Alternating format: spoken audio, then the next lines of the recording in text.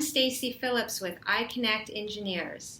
iConnectEngineers is very proud to support the nonprofit organization Project Concern International. PCI's mission is to empower people to enhance health, end hunger, and overcome hardship. Today, Uli Heine, the Senior Director of Development at PCI, is joining us for another iConnectEngineers conversation series. We are looking forward to hearing how the socially responsible activities an engineering company takes part in can dramatically affect its bottom line. Welcome, Uli. It's a pleasure having you today.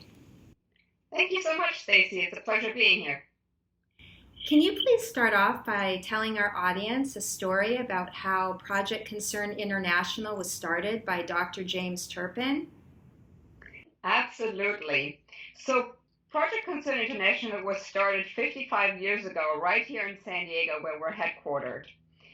Basically, Dr. Turpin had a flourishing practice in Coronado where he served a lot of Navy military personnel back then, and one day went out to volunteer in the community in Tijuana, Mexico, just across the border, about 25 minutes from where we are right now. And he really had this epiphany, as he called it, as he was saving the lives of two children who were afflicted with, I think, double pneumonia. So he saved those children's life that night and felt that no longer could he just have this flourishing practice in Coronado, but he wanted to give back. He wanted to serve other people in need in Tijuana, but also across the world. Very quickly did he take his organization from just sending nurses and doctors to Tijuana to Hong Kong, where he started a floating boat clinic, and then on to Vietnam, where he actually worked during the Vietnam War on both sides of the border. And early on did he learn that teaching a man to fish was so much more important than giving people fish. So he was not just handing out healthcare, he was actually teaching the locals how to prevent things like respiratory disease, diarrheal disease, and other diseases that really are main childhood killers in the developing world still today. What an inspirational story. At the present time, it's very difficult to directly tie in the socially responsible activities of a firm to its bottom line. With no direct ties to financial performance, what are the motivating factors behind companies jumping on the corporate social responsibility bandwagon? Well, I would challenge that assumption actually a bit. There have been studies done recently that really shows that there is not just the triple bottom line that a lot of people talk about, but there actually can be, if done strategically, a real effect on not just productivity of employees, but also the bottom line in terms of sales. I mean, look at it. If people nowadays go have a choice of yogurts to buy, and they see a certain brand that promotes a certain activity or cause they're passionate about it, they're much more likely to actually pick up that yogurt that supports their brand. It's as easy as that.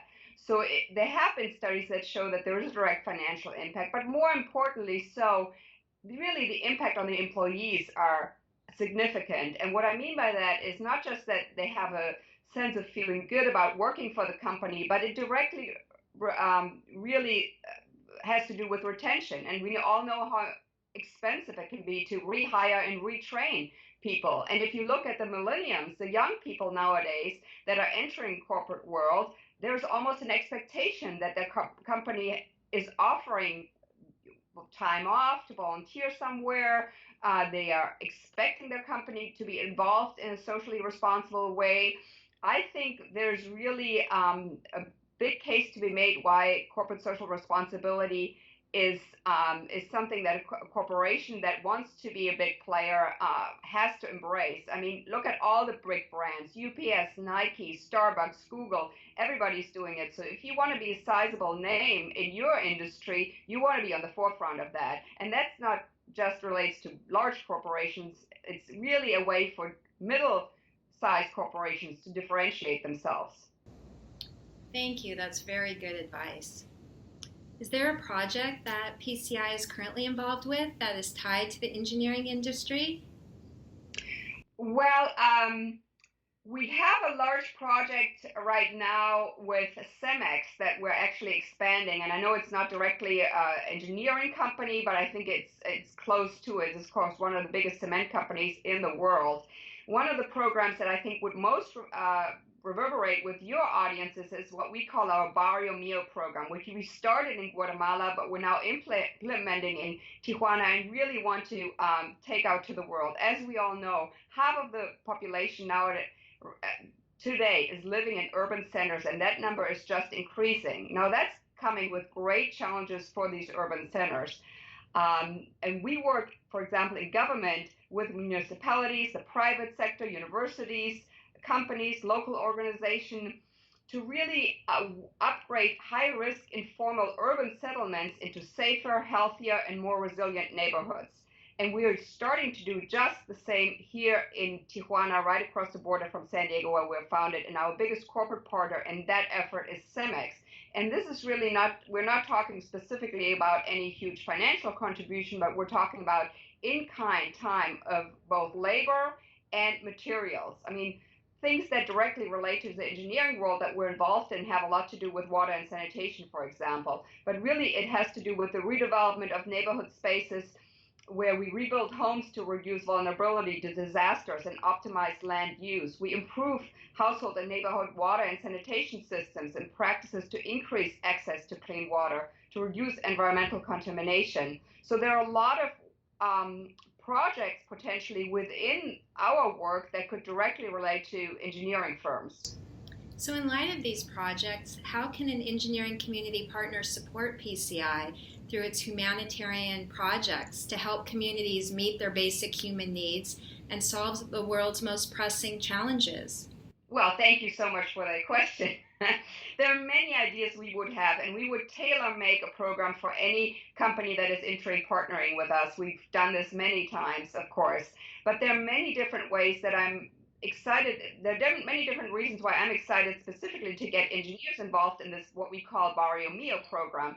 I mean, they could be involved from the get-go in technical assessments. All these communities that we serve, whether it's in Tijuana or around the world, the first thing we do is we do technical assessments, and we very much need engineers to help us do that.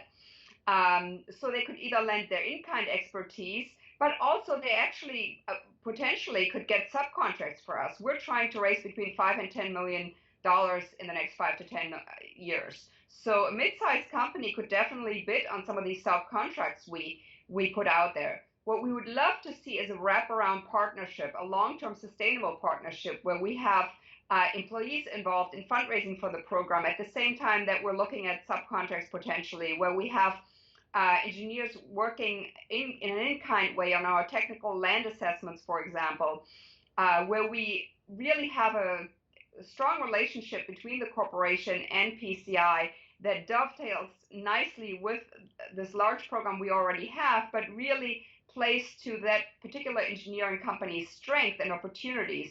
What we're really good at is involving volunteers from those companies. And I do believe that's something really important to human resources nowadays, again, because retention of employees has proven to be much more successful if you engage volunteers also at the volunteer level. So we believe we do have some exciting opportunities for engineering companies, but again, we would really tailor-make those opportunities to the number of volunteers, how long they could work, to the kind of expertise they have. So there could be a whole host of opportunities here within this Barrio Mio program where we could be working with a host of engineering companies to bring that program to life and to really ensure safer neighborhoods for the most vulnerable population in these urban settings. How do you recommend our viewers in the engineering industry learn more about these opportunities and PCI?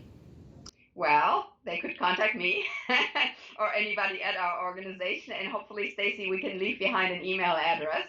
And then I would absolutely love to send them different. We have videos, we have PowerPoints, we have materials, and we would absolutely try to engage in a conversation. We have an office right here in San Diego, but we also have an office in Washington, D.C. So depending on where the company would be, we would encourage personal visits or potentially Skype conferences where we could together figure out what some great ways are to work together. That sounds wonderful. Thank you for joining us today.